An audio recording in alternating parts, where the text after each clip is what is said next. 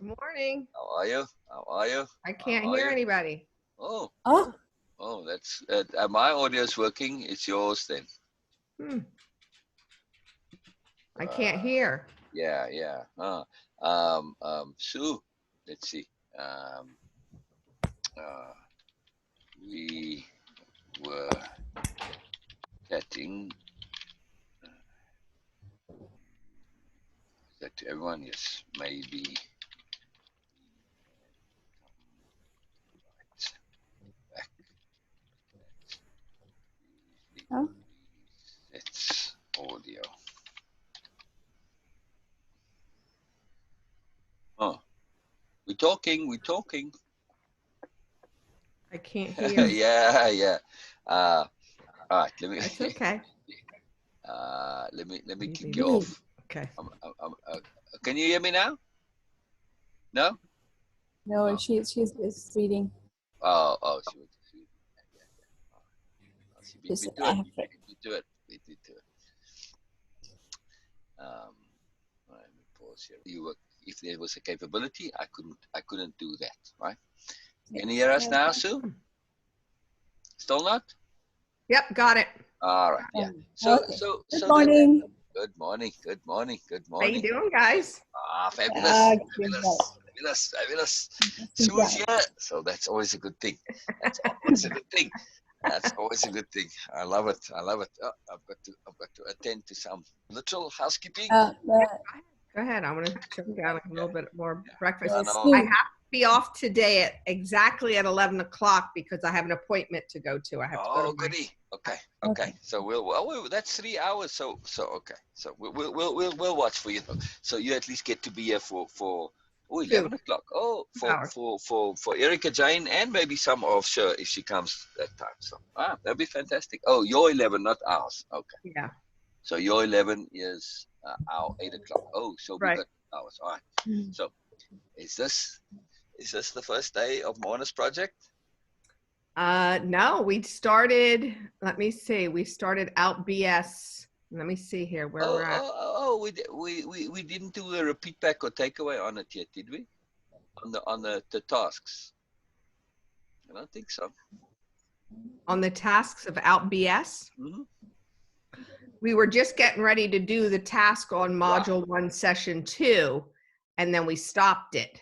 Oh, so we did do the task of module 1 session 1. Mm-hmm. Oh, Mm-hmm. oh, okay. Well, then I Yep. missed the celebration of starting the Mona's project. Oh well, okay. We have a delayed Sue, celebration. All right. sorry, excuse me. Sue, whenever Yeah. it happens again that you don't have audio or something, please do check chat. Oh, okay. Because we were listening you and we were trying to communicate. Yeah. So we got a message. So I whenever it happens, saw the chat. I just did message look at the chat. Yeah. Okay. And then just to know Thanks. also that it does happen very occasionally. If you come on and there's an audio problem, just leave and come back. It usually Okay. fixes it. Almost always, yeah. That typically will happen if you've been using some other audio, like if you made a Facebook audio call or any other program that uses audio. It tends to hog the audio, and then you may have to sometimes restart your entire Zoom program, not just leave the Yeah. session. So Oh, it's okay. just that audio is like that. Like when you use Facebook audio, it hogs all the audio, and then so it's stuff like that. Yeah. So audio is very peculiar on computers. They're a little behind with it, so it's very Okay. amazing. So Okay. all right. What you eating, Sue? Quiche. Quiche. All right. Quiche. With spinach and mozzarella cheese. I make a quiche every week. I love quiche. It's easy to eat in the morning. Wow. Brilliant. Farooq knows that. Yeah, My I'm not brother. gonna. Farouk likes quiche. Oh Huh? yes, good time. Yeah. My brother. Your brother likes quiche. Just Nice. I make a different one every week. It's fun. wow, fantastic. Love it. Yeah. So enjoy. I'm done. I had to eat that because I thought, oh my God, I'm not gonna. Because as soon as I get off of here, I leave the house Yeah. and I'm gonna talk to Deanne on my way to the appointment. to yeah. see what she's up to. So we Brilliant. scheduled a time, you know, Brilliant. Brilliant. that would be best for us. So, Good, good, good. Okay, that's good. That's good. yeah, Uh, well, you know, housekeeping points. Any feedback from Nancy? I haven't spoken to her yet or gone to any appointments yet. So I just wanted to be prepared and kind of really let that Gotcha. go inside of me so that, you know, she's okay. Like, you know, she constantly would have me journal, but I never did. But every day, in a sense, I'm journaling. And she used to Oh, say big how time. important it is. Big This time. is a way of journaling. Oh, it And is. Oh, absolutely, it is a journal. Oh, yeah. absolutely. Oh, absolutely. And you see, that's what I recommend now. You're doing a lots of stuff, but like with Sher, um, you know, I recommend it to everybody to journal your journey through the program. Hmm. Sher does that. You see, now she writes Yeah. about stuff in her life, but she enjoys the writing. So She's a I prolific recommend. writer. Yes, I recommend it because, you know, for her, it's implementation and application too. And now she's applying it to her regular life and things she's thinking about, and it comes up more. So it's very powerful, but it gives Mhm. just, if you're thinking of making a post out of it, she's not writing a journal, but now in the post, it has a different logic. And there's a whole long thing. We're going to do this about writing and posting, and there's a whole underlying deep logic. There's a lot more to it than just what I'm saying now. Mhm. Lot more to it. So it's its own little mini session there, or full Good. session on that actually. Yeah, it's a big deal actually. So it's very powerful. But you know, you got a lot to do, and so don't worry about it. You know, Yeah, it's yeah, nothing. yeah. But there is a profound value to doing what Cher does. Maybe not as regularly as she does. You know, maybe once or twice a week. You know, just It's a something that's really a big point for you. You know. yeah, yeah. I think for her that works Oh yeah. Oh, it does. It for does. in a huge way, Right. you know, and Yeah. she needs that's her way of Oh, getting it out there. and I she think. enjoys the writing. But you know, Oh, if you have something that's kind of sitting on your mind, the writing is a way to work it out. yep. And then Hmm. also, those posts are written to the universe. Yeah, This is the important point. yeah, It doesn't matter who reads them or if anybody at all reads them. Zero people can read it. It doesn't matter because you're posting it to the universe. So it's an intent. But also the fact that somebody could read it and that it's public means that your integrity is automatically leveraged and your impeccability. So what you post there, it has this extra leverage of a little bit of a commitment to it, right? hmm, So now when you put it out there, you can only put out there what you're willing to stand behind. So if you're thinking something through, some philosophical point, some point of learning and growth, when you write it out like that, and you edit it and you check it to post, wow, okay, I'm happy with this. My impeccability, signs off on it. My integrity signs off on it. The bureaucrats are happy. Boom. Now, because you've made it public, your integrity says, I've got to stand behind this. I yeah, can't post something that's phony. So it's a fantastic self-leveraging mechanism. And also, as when writing, if you're dealing with something that's like a memory, a thought, the more you write, you kind of get into it. It draws you in. You get that emotion, and more stuff comes. So it's a fantastic yeah. mechanism too. It is. It is. I just never took the time There you to go. do it all those years with Nancy, and Right. she would always recommend, journal this, journal that, blah blah blah. Yeah. And I just never did. But you're right. The minute I get into, especially these phenomenal tasks at the end of the out BS things, they're so thought provoking. They're really fun. They're You, really you really you you really have leveraged us to take those tasks to the next level. yeah, yeah. They're perfect Yeah, I love that. because I love that. yeah, You, they you realize really what's going to happen in the very next task that I do? what. The task is going to be to make a post in Facebook in the group.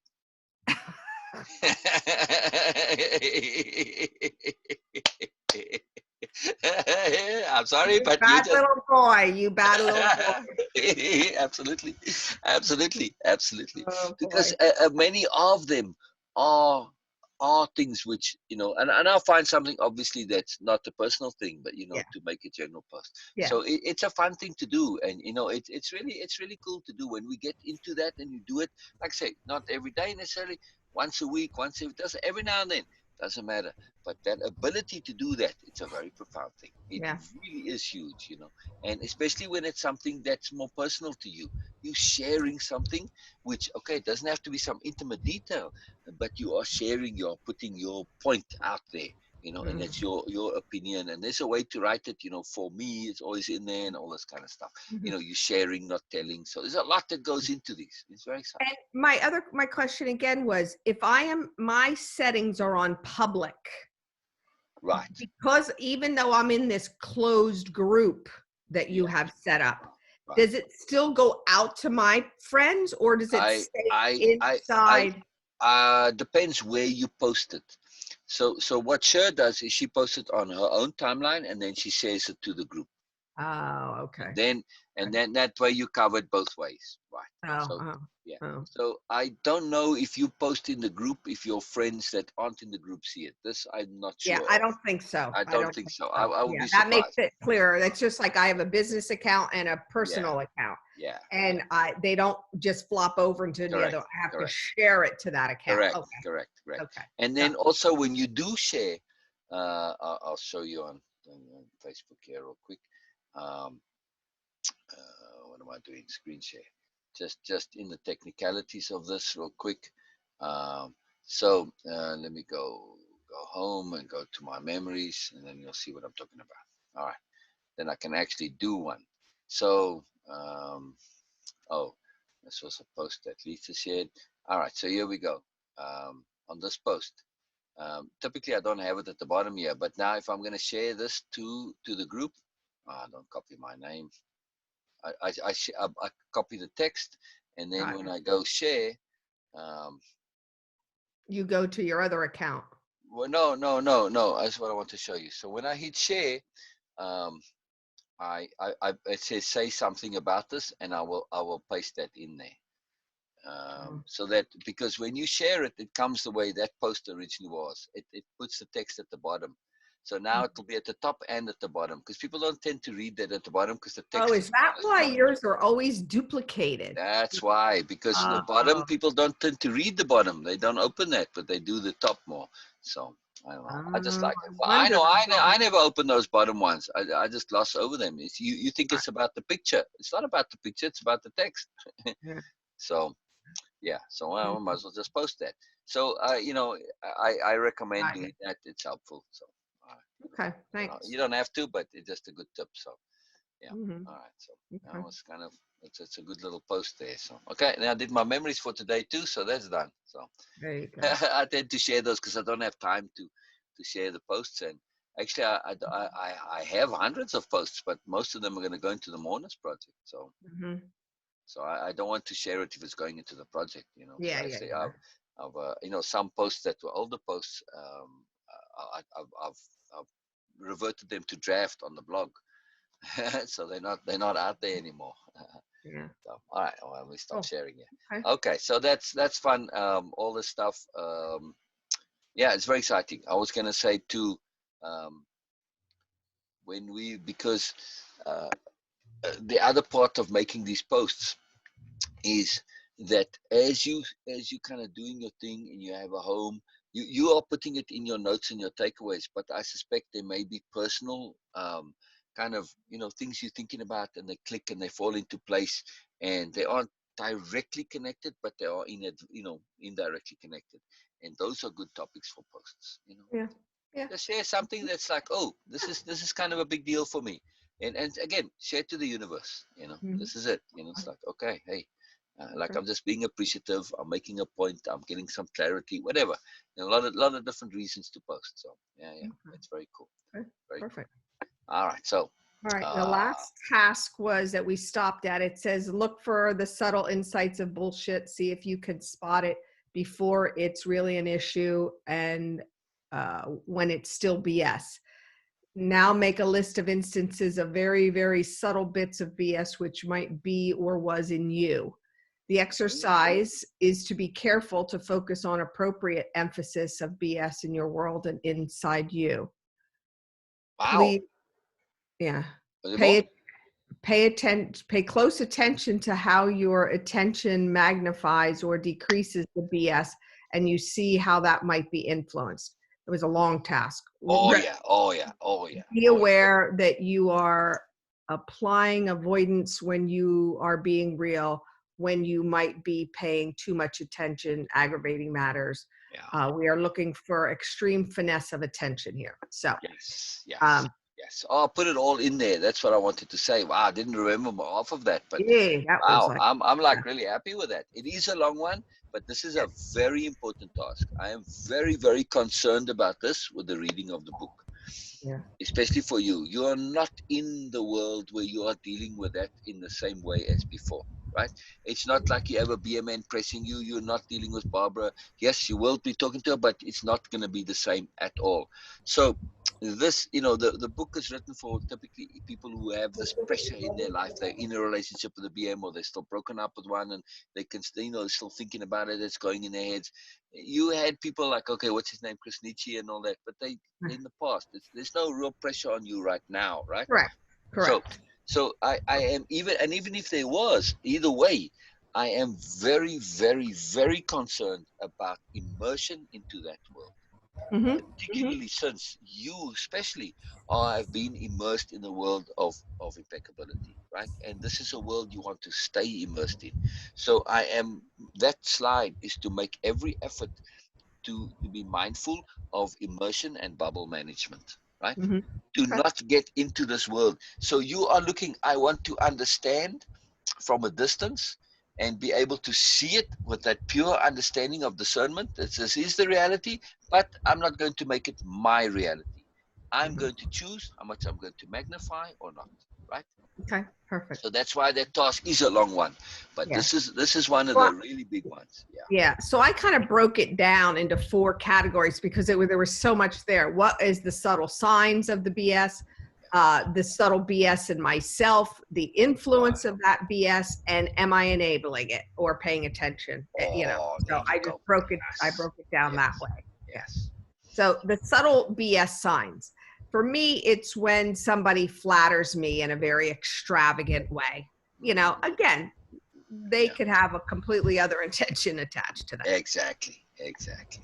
The subtleness, the subtle BS in myself, the awful truth I don't want to see at that moment is in my humbleness. So I feed into the grandioseness of that praise I am getting. So therefore, I am being a BS to believe it all and to fall into their traps and reward and traps of all the rewards to them with me doing all the efforts, you know. Um, Uh, well, go ahead. Go ahead. I have a question, but I can wait. yeah. Influence of the BS.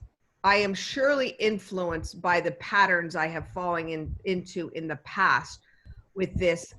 So appropriate emphasis is needed via magnification on my part so I can remove ego and repurpose it with humbleness, knowing I have more to learn to be impeccable. De-emphasis or ignoring the BS or themselves will act as a diffuser and not be, so it's not an enabling factor. Yeah. Um, and then am I enabling or paying attention? Am I enabling or am I paying attention? Actually, I said Ah. I'm doing both. I'm enabling my ability to stop and recognize Oh, and look at that. pay, She turned it on its head. Oh, that's genius. Brilliant. yeah, Brilliant. and paying attention to the BS so that I can change it. Yeah. Yeah. Yeah. Yeah. Yeah. Yeah. So what was your question, huh? Ah, I don't remember now, but it's okay. It just jumping to a different point. No, it's okay. It's the same logic. It's just this about the paying attention and the emphasis, and the enabling was, you don't want to be enabling them in that, but you flipped it around to say, hey, I'm going Yes. to enable myself, which I love. I love. Mhm. Yes, Beena? Yeah, I was right, expecting something else. But oh, I will not enable them. I Yeah. will not do that. I will not pay attention to them. But it was a flip, and it was magical. It's Yeah, very the powerful. enabling was for me to be aware, and the Yeah. Yes. attention Yes. was on them. It was Right. flipped. Right. Yeah. Right. Mhm. And here's the thing with dealing with BSs, there is a very particular skill, and it will come into capital D diplomacy. And that's why I was thinking, okay, we can wait till we get there. But you just did that in a way. You said, let me focus on creating my environment and cueing that rather than, having to call them on it to say, what do you mean by that? Where do you get this one? What is it based? It's not worth it. You just Exactly. stick to your world of being with impeccability and integrity. They can't do anything with that. It comes Yeah. later in the book too.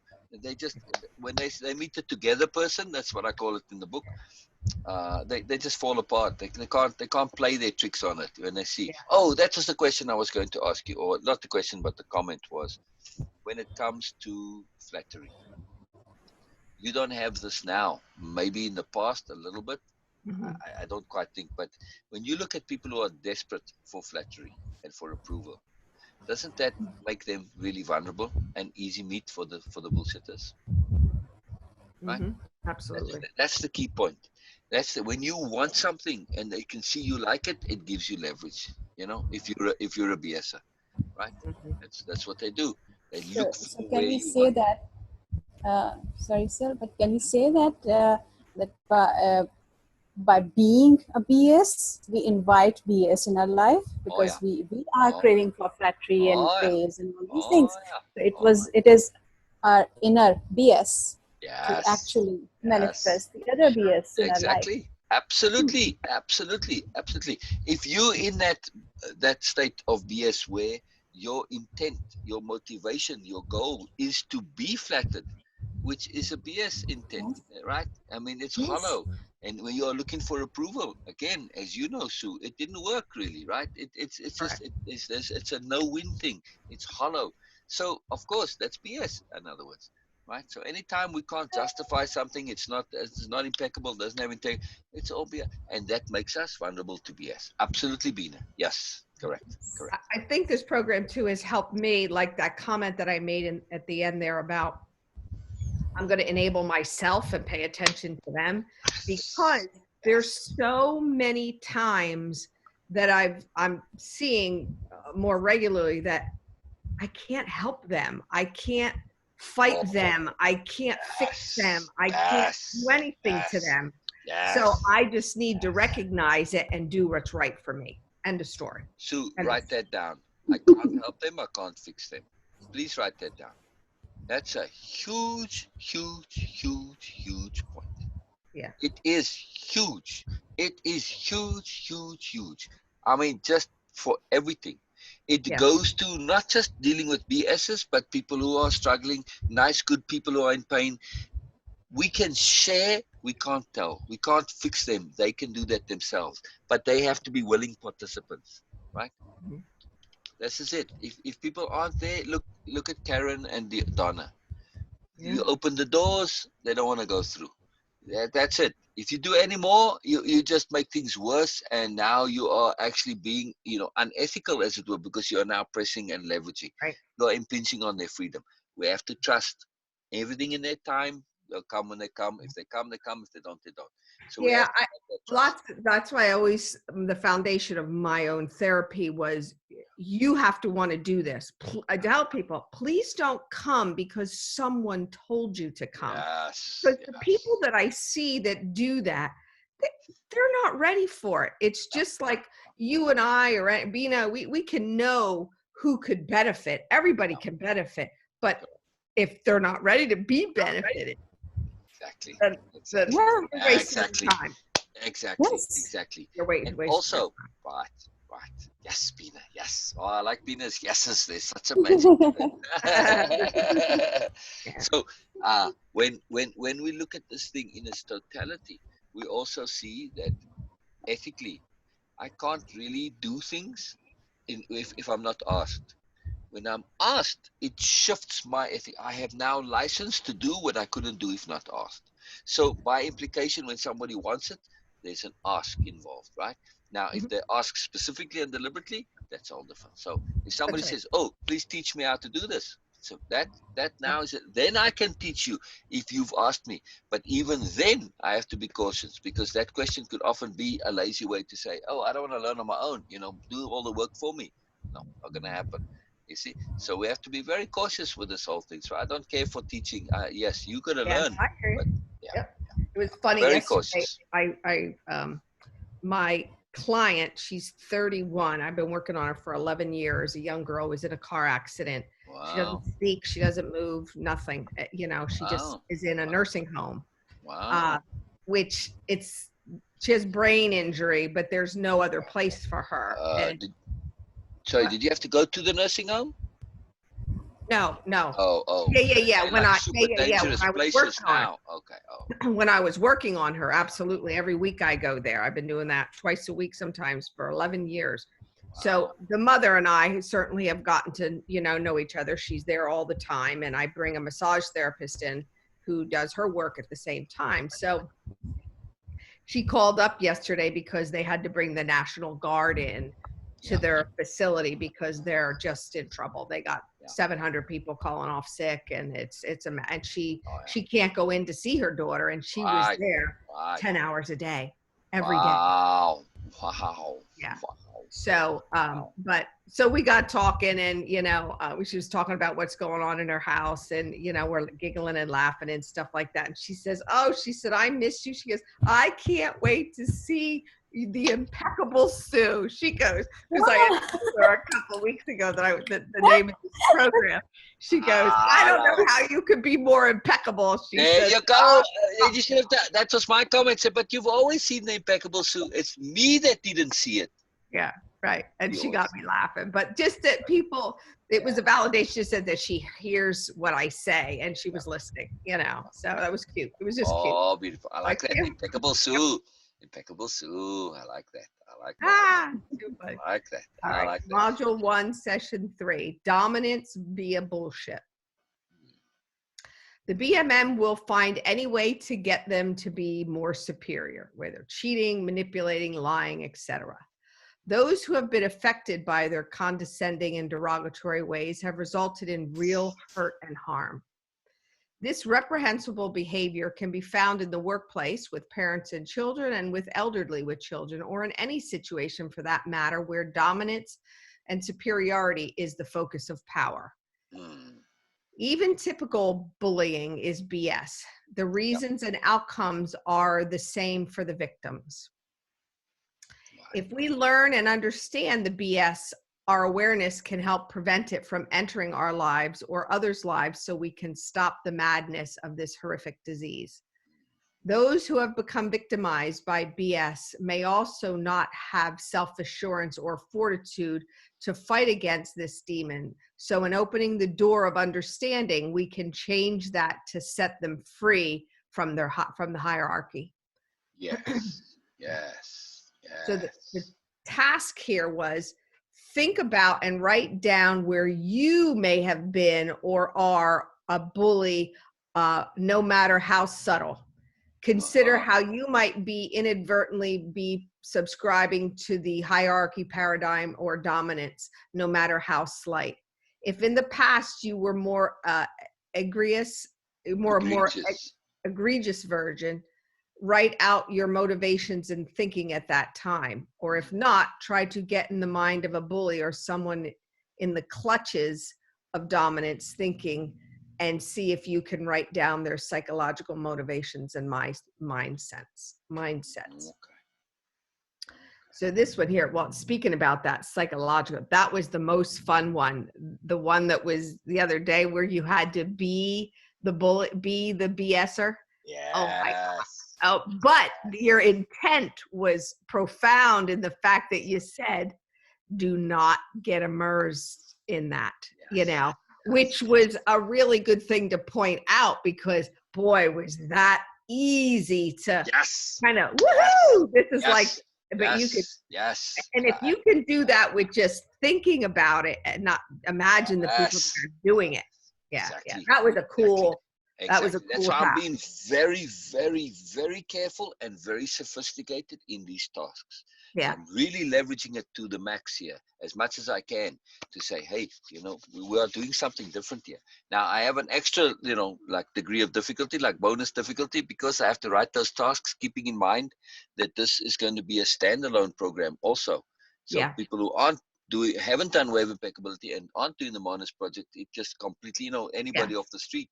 So it's tricky. It's very tricky to balance it. It's very tricky. Yeah, I wonder how different it would be if I would have not taken it would be very different. It would be very different. You wouldn't hear the layers. You wouldn't hear the implications. It would be massively different. But that's okay. I've written it in such a way that somebody, I don't really get this. And okay, they just kind of do it on the surface. That's all right. But you hearing the depth and you pulling the depth out of it. Yeah, it's really very cool. different. Very Very cool. different. Exactly. Yeah. Exactly. Yeah. So it's like I have a little secret language for Sue in there. It's true. It's true. And I love it. I was there when you were writing that, and it Yeah. was like just in last moments you were saying, no, wait, let me add this, and it was like I was okay, is it necessary? But he was so concerned about adding all these lines that no, it needs to be there. So, and you got it, Yeah, Yeah. I'm very concerned about immersion into the Yeah. piece. And especially for you, yes, your impeccability was always there, but having it front and center and the awareness of it, this is something that's relatively new. So now we are doing this. I'm really cautious to not, get out of that bubble into a new bubble. Mm-hmm. This is a bubble we want. We want the awareness. We want the openness bubble. We want this overview bubble. You see, but that's why I'm now leveraging this. The task is to deliberately not get sucked in, That's right. and you are taking this, and this is going to be a theme throughout the entire course. And that's the same. I love Yes, it. it's huge. It's huge, and Huge. also Huge. it is. Yeah, for people who are involved with it, their mindset is that's all they think about is Yeah. the BMN. They're in that world, and they it's a drain, it's a suck. So no, Yeah. gotta get out. I think I can certainly say I've now that I see these people, I didn't recognize some of the current people that are in my life. Yes, Whoa, they fit wow, this mold, wow. but some of them maybe before the Krasnichis were Yeah, pretty obvious. yes, They're the first ones that, that stood out, but yes, it never hurts. I guess my point is I'm not living with a BMN or a no. daily thing. It never hurts to be this much aware of Oh it. yes, oh Yeah. yes, and there is a profoundness to this going forward. We are going to get into their psychology very profoundly. The root of the psychology is essentially the core psychology that's been dominant in the world for a long time, Yeah. forevermore. Yeah. We at a space in time right now where there is the potential for us to shift the psychology and switch from the superiority paradigm, which is what this is based on, all the BS, dominance, bullying, it's all superiority paradigm, to shift to a play paradigm. Mm-hmm. Very different world. Very, very different. Everything is different. The agendas, the mindset, and your goals, motivations in life all change. So it's very important to understand this if we are to evolve. We Yeah. need to know what you're evolving away from and why. Mm-hmm. Yeah. So we are looking at the default, as it Yeah. were, of the world. Yeah.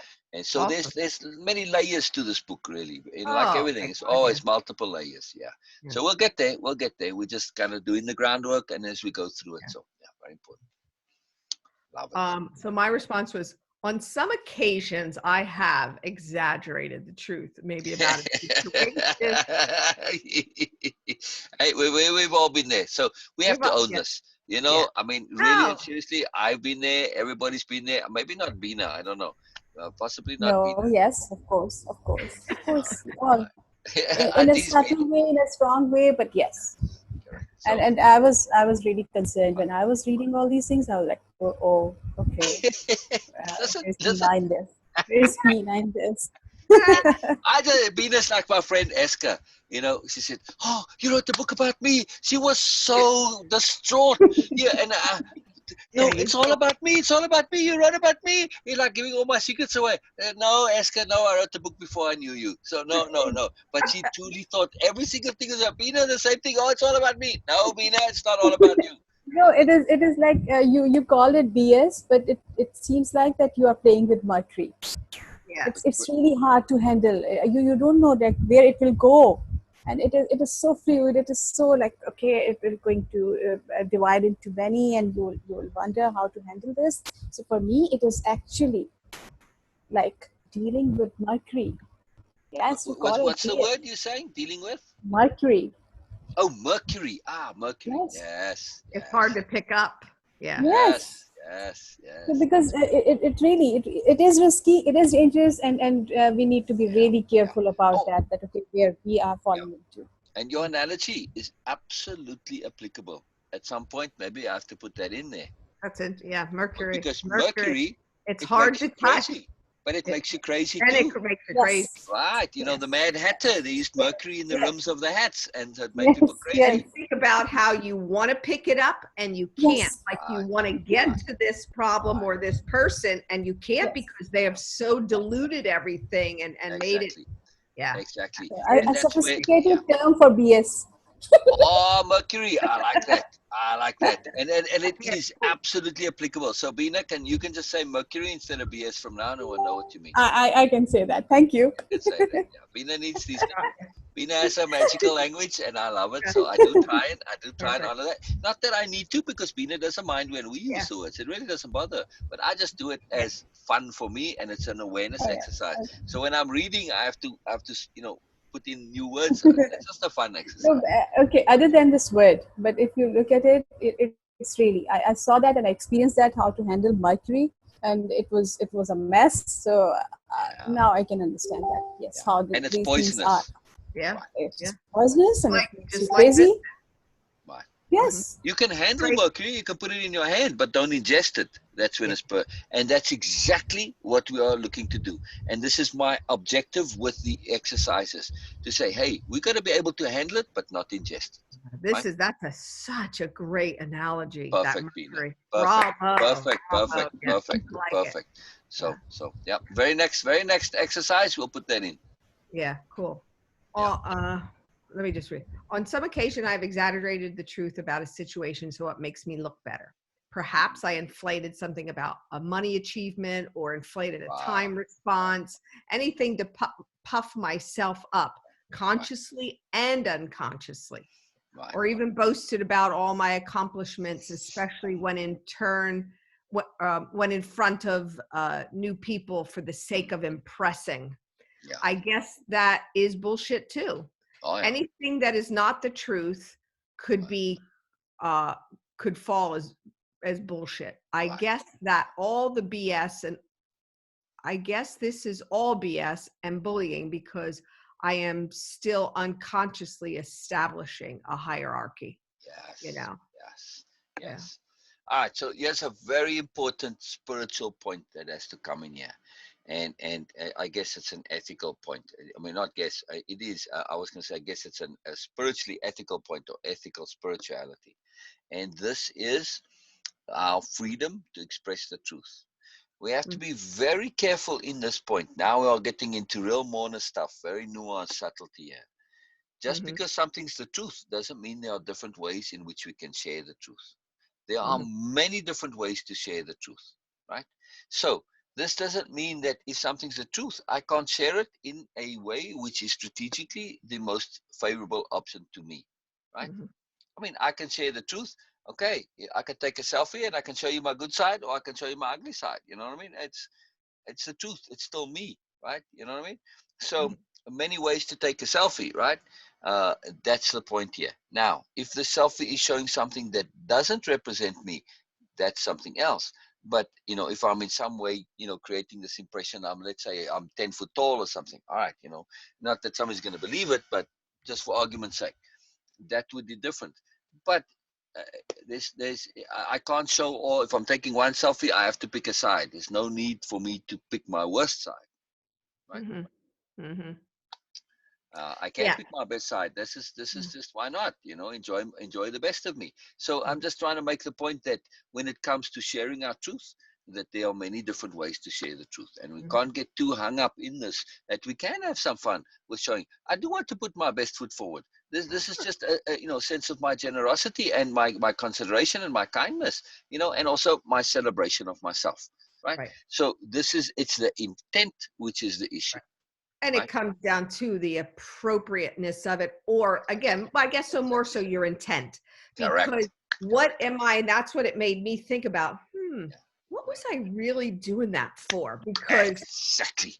And I thought, oh, that's what I said. I must be unconsciously really working on a Exactly. hierarchy there. You know? Exactly. So now, Exactly. you know, I'm sure I'm going to think twice before I go inflate something, you know, because what am I doing this for? Right. What's the Now, point? when it comes to this, and particularly ethics and strategy, right? Sometimes, you know, like I said, I had that friend who thought strategy, he abhorred strategy. I couldn't even mention the word. It's just like, ugh, for him, right? Because it was synonymous with manipulation and abuse, which of course it isn't, but, you know, that's the way he'd always understood. Now, we have ethical strategy, which says an ethical strategy can get very tricky. If you have a client and the client is one that will only accept input from somebody that they see to be hierarchical above them. Mm-hmm. It happens, right? They will not accept input from somebody they see similar to them or below them. The person has to be above. Now you ethically are, in a sense, almost forced by your contractual obligation to boost yourself a little bit as much as you can. Right now, are you BSing or are you leveraging the necessity of the moment? Mm, Different intent again, you see? So got it. that's ethical strategy. Okay, I'm going to give you all my credentials. I'm going to say this and I'm going to present myself in the best light. And I'm going to actually deliberately be a little bit hierarchical. It has to be. Same with Hercules. If you were to suddenly, for Hercules in particular, if you were to give up and make Hercules the alpha, Hercules would have anxiety. Hercules is not naturally an alpha dog, right? Correct. It's not in their personality. If they were put in that situation to be that, they would be very stressed. And so it doesn't work. So we have to understand that sometimes hierarchy is appropriate, right? Now, with dogs, it is absolute. Everybody understands it with dogs. You can't have a dog. If you're the equal of the dog, it doesn't work. Yeah, it's a mess. So you have to be the boss of the dog. Unfortunately, with some psychologies, the same applies. We have to be aware of this and know it. And sometimes it's ethical to be hierarchical, right? Because it gives people balance. They know where they are. Some people love to follow. Mm-hmm. They are only comfortable following. So hierarchy is different to leadership, right? Yeah, correct. Now, yes, with Hercules, there is that in Hercules' mind, there's hierarchy, but in your mind, it's leadership. Mm-hmm. Different logic. Same with that client. You're being a leader. Is a leader better? No. A good leader is not. They are just taking on a responsibility that the other people don't want to do. They don't have a hierarchical mindset. They're a team.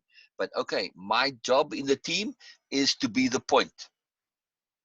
Right? Mm-hmm. That's it. I'm not better or worse. That's just my job. I'm the one who focuses, who organizes, who delegates. That's it. It's my job. It's not Right. better or worse. So leadership, when we truly look at real leadership, and we're going to come back to it in the Mourners Project, this is a big deal. So we Yeah. have to understand this. And again, sometimes, especially in corporate, you know, you go into a meeting and you have a team and you don't have a bit of hierarchy, they just want to bully you and take over because they're in that mindset. So you have to set yourself, say, no, I'm the boss, shut up and listen. And, you know, you have to, unfortunately, sometimes really be a bit hierarchical. It's about appropriateness and intent. Mm-hmm. And even in that case, the boss thing is really the ethical strategy, the ethical. Exactly. I mean, Exactly. yeah, ethical Exactly. strategy. Exactly. Because your mandate is to get the job done. Right. And if you can't manage your team, then you don't get the work done because then they don't listen to you and they goof around. And, you know, it's like kids in a classroom. A Right. teacher has to, you know, the good teachers were always had authority, right? They Mhm. were respected by the kids, the good teachers. The ones that had no respect from the kids, they didn't listen to. So, yeah. Yeah. But we want to shift out of this. I mean, there are better ways to do this, and we'll get into it in Oh, going further. Yeah, Module 1, Session 4. Bullshit is lies. Not enough is known about the bullshit. There is even very little in the dictionary. They yeah. don't even state that bullshit is synonymous with lies. Isn't that incredible? Yeah, that blew my That blew my mind. mind. Yeah, Yeah, yeah. yeah. So is there any wonder why there is a problem? If we are not understanding of the seriousness of BS, then how can it be prevented? The Exactly. bottom line is BS is lying. Yeah, The hang up is that lies may be tested to be true or not, and BS is harder to definitively prove. yeah, No matter how you dress it up, all the different types of lying, they are still lies. Yes. Understanding that all lies presented are a cover-up for the awful truth that the BS has to hide. There is also the lie that's not a lie that compounds the lying, which is a pretty full statement there. Yes, Yeah. yes. I was having a bit of fun there. Yeah. Denial just precipitates more lies. Because the BSer does not want to get caught in their lies, they keep themselves and their lies as a sort of a moving target to avoid any focus on them. If Agree. they were to stay in one lane of lies or actions, it would be easier to get figured out. Yeah. The ultimate goal of the BSer is to defend and justify and rationalize all of their lies at no matter what cost. Yeah. So the task here was pay attention to how bullshit is not accurate and how this might apply to yourself. Right. We assume it's not something you do, thus focus on hearing yourself. Practice listening to what you say and what it's based on. It is based on what they say, something that you've thought through to the end, personal experience or whatever. Yeah. So it's based on, is it based on what they say or on something that you've thought through to the end? I think you left out the or in your note there. So based on or, gotcha. I'm missing that letter there. Yeah. You know, and they, I'm assuming you got they in inverted commas, right? Yes. Yeah. The magical they. They. Make a list of what you recently said might be dubious as to its accuracy, no matter how slight. Even if it may be something like an understanding you might not yet fully grasp and needs to be fully explored. Yeah. Have you claimed an understanding which you didn't get to the end of, but you're claiming it as your own, as an understanding, even just to yourself, you see? So that happens sometimes. We don't have time to think it through. Say, I get it. Are you sure you get it? You know, that's why the self-proof is so critical. Yeah. You know, in one of the absolute key disruptive technologies, that self-proofing is huge, because our inner bureaucrats, they know when you don't fully get it and you're claiming it, and then it's a drag. You have that program running. I'm owning this. I'm saying I get it when sort of, yeah, but I haven't proven it to myself yet. So very important. Yeah. Important. So this was my task was, if I lie about inflated money successes or achievements, or even lying about someone really said about someone that may not be glowing, and I end up sugaring it up. The old Sue was just trying to be liked, appreciated, noticed, and avoiding any fears of hurting someone's feelings by telling the truth. Now I can think it through to the end. I just need to learn to leverage those inappropriate applications of my goodness for self-honesty, ethics, and morals. The subtle lies about telling the real truth of ending my jewelry business to everyone, some people know, but one of my justifications is for the need to sell $40,000 plus of inventory that I have on hand, so that I don't lose the opportunity to see that to anybody, for anybody can see that. Right. People may not check out my website if they know I am quitting doing shows and making more jewelry. Interesting. Yeah. The Now, BS. Is that an ethical problem or a strategic problem? See, there's a difference. That's a strategy. It's a strategy, yes. It's a strategy that I have to do right now. But again, it made me go, am I really lying? But there's a need for it, if that makes sense. But that's why it's a strategy. That's why it's a strategic ethic. Now, how you choose to present the truth. That's why I'm making that point earlier. The truth can be presented in many different ways, and we can be very subtle about this. And this is our capital D diplomacy. And also, you said, yes, you want to share the truth, but sometimes the truth is hurtful. And this is where capital D diplomacy comes into it. Yeah. It's how we share the truth that is the issue. Mm-hmm. Yeah. Yeah. Like Very you good have, point. and again, it is how we share it. I can still remember Donna a couple months ago just saying exactly how it was said. And oh, I mean, it just hits you like a ton of bricks. You know, maybe that's what I needed to hear, but wow. What did she say? What did she say? She said, If I might ask, I'm just yeah, curious yeah. now. It was about her granddaughter, her daughter-in-law wrote to me and asked me about would I be interested in doing a jewelry Oh yes. play date with her and Donna because she Oh, I loves remember doing this. it so much. And how much can I pay you? You remember that whole story? Yeah, You I know, remember. Yeah. and so she was so insistent on me getting paid. I wrote back and said, here, I'm going to, give you a modified cost here. This is what it is. And however long it takes, it takes.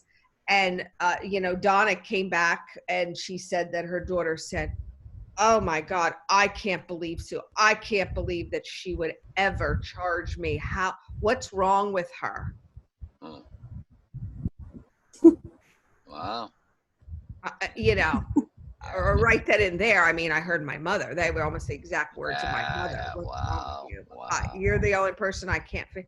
And I stood there, and that was, I wish that situation was now, because I would love to see how I responded. I immediately, I'm like, whoa, I straightened out the facts for Donna. And I Yes. said, this is why I wrote what I did, Yeah. which I only half stood up for myself. The other half of me said, oh, well, you know what? Just tell her I'll do it for nothing.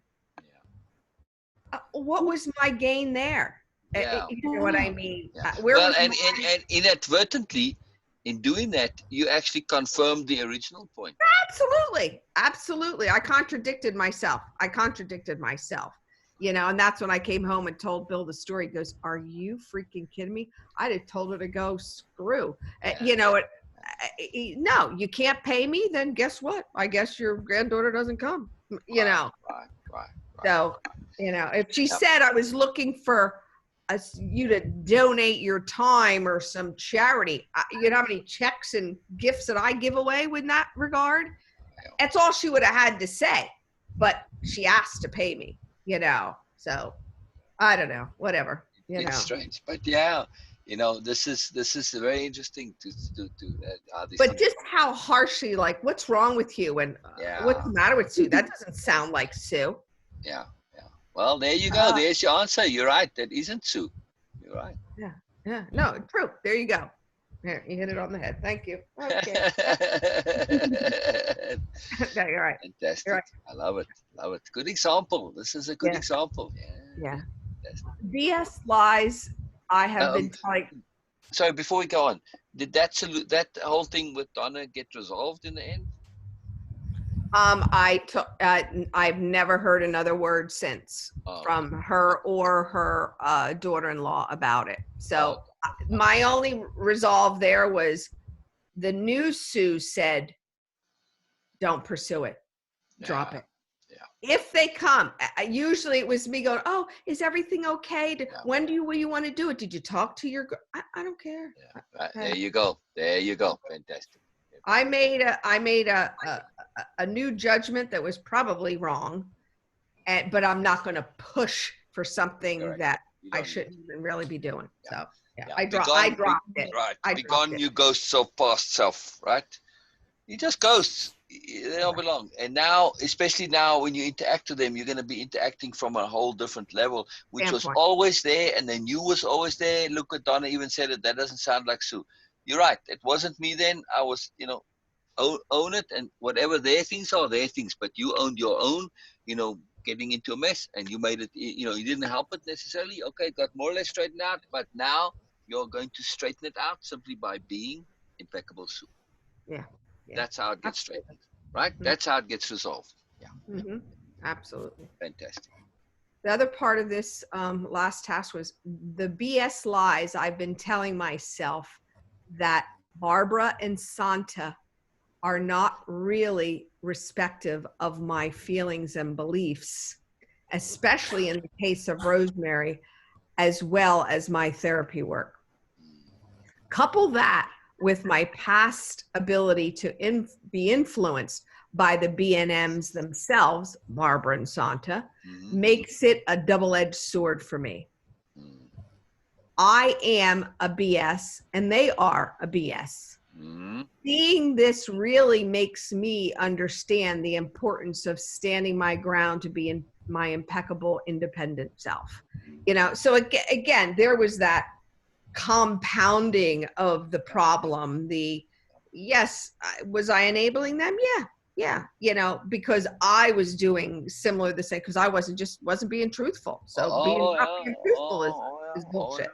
Oh yeah. And you see how that impacts your ethics, right?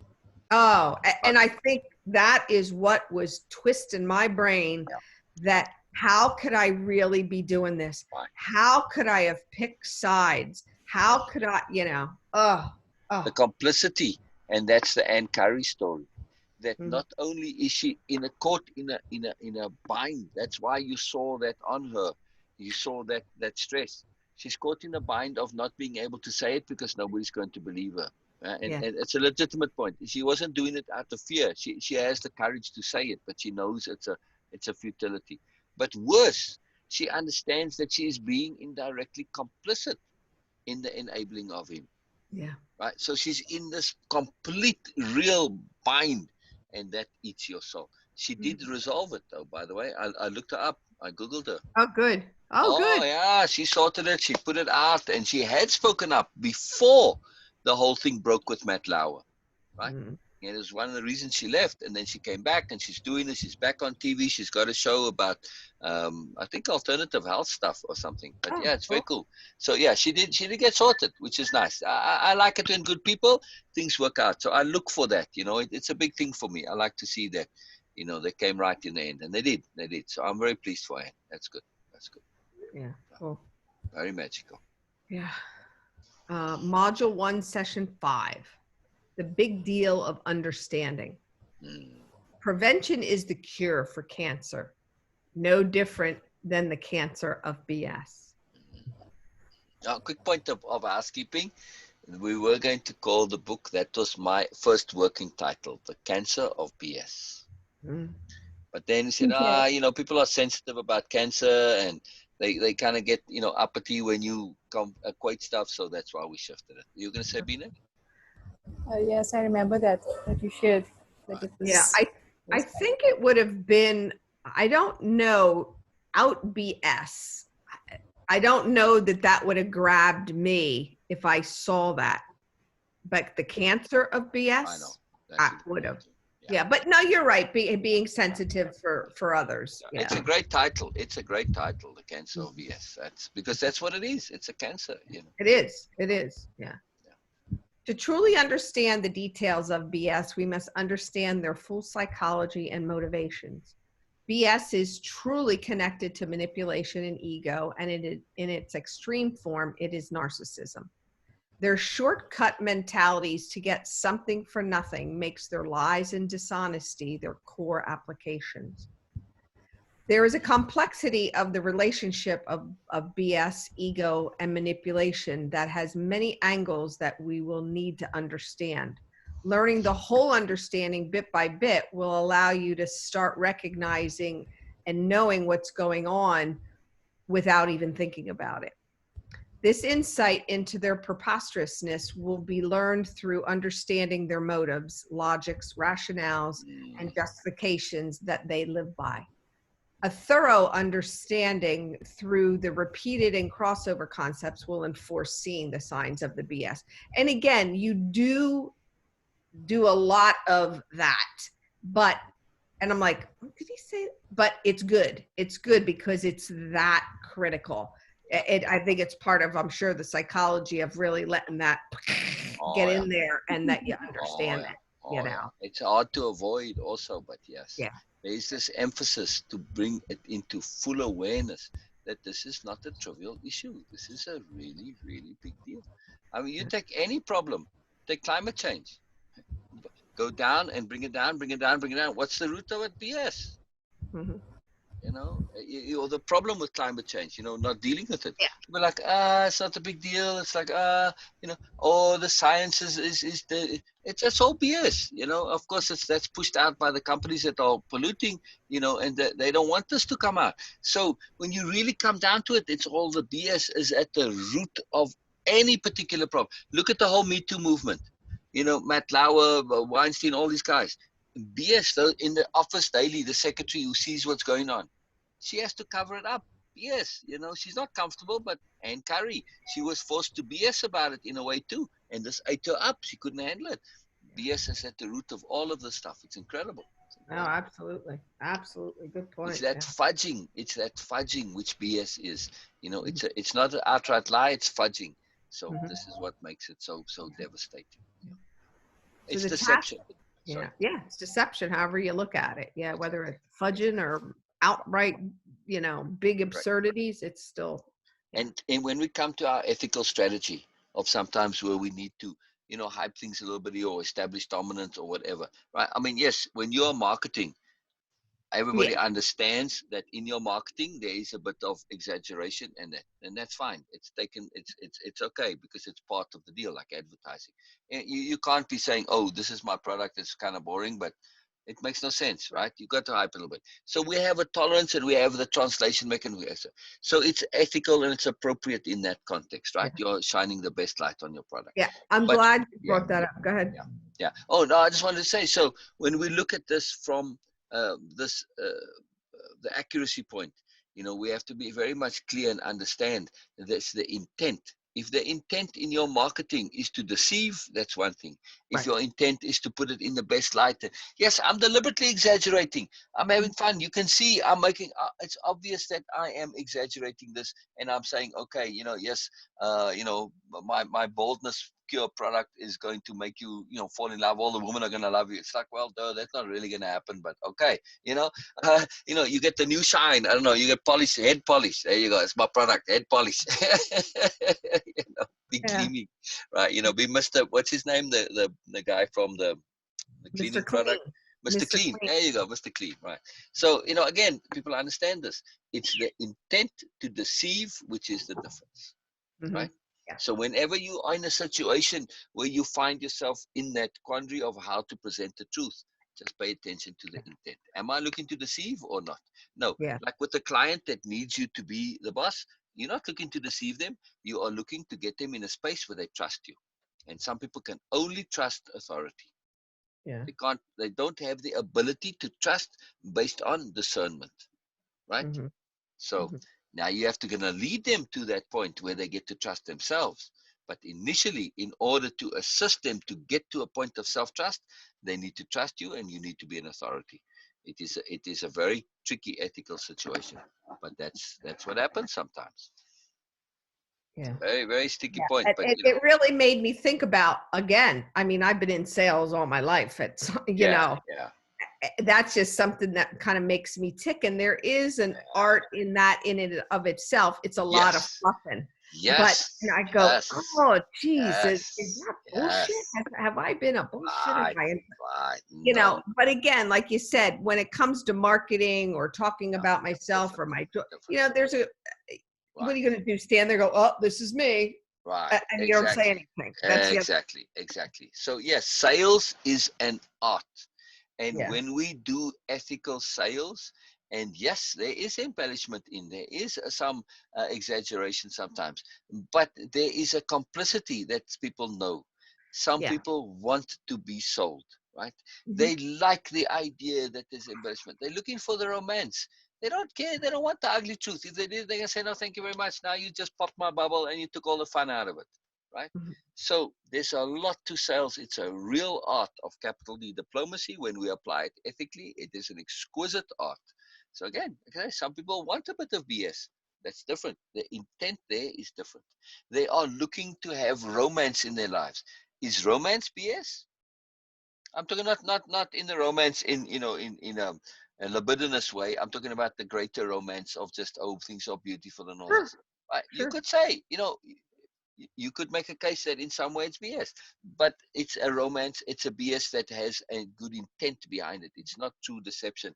It is making the world more beautiful and enjoyable. So, hey, we've got to understand this, and this is part of our art. You see, it's the intent that matters. Is there actual real deception, or are we are simply taking something and we are magnifying it, making it more? This is a very, very big difference. So the intent is the key to everything here. Mm-hmm. It'll come up again and again, this point of intent. Sure. I almost can't not continue to come up. Yeah. Exactly. Intent is the core to everything, So precisely. this one is make a case for BS as to why it may seem advantageous, then make a further case as to why it isn't. Oh, Pay attention to how you are understanding at this point in the course. Note down how you feel about the understandings of BSers and their psychology and what's unclear, maybe. We'll be coming back to your understanding at the end. So the advantage, I broke it up to, advantages, disadvantages, and then what I didn't, was learning.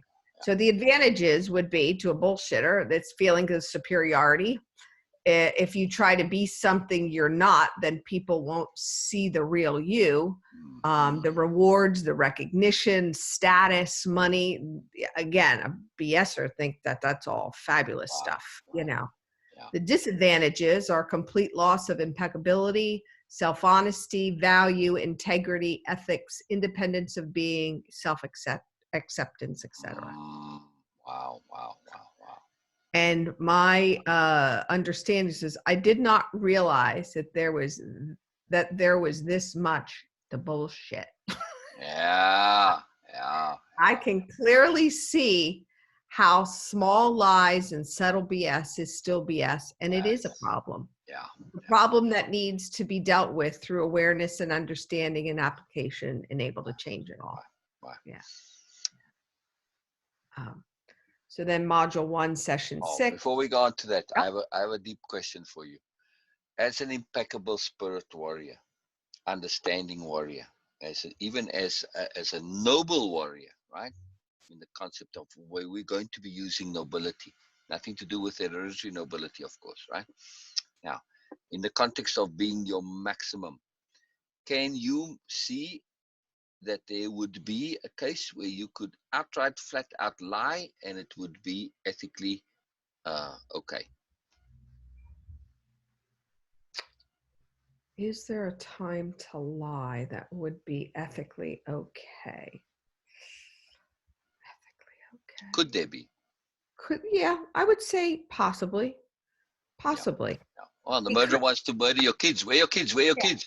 Oh, they're staying with my grandma. Exactly. I was thinking some very awful.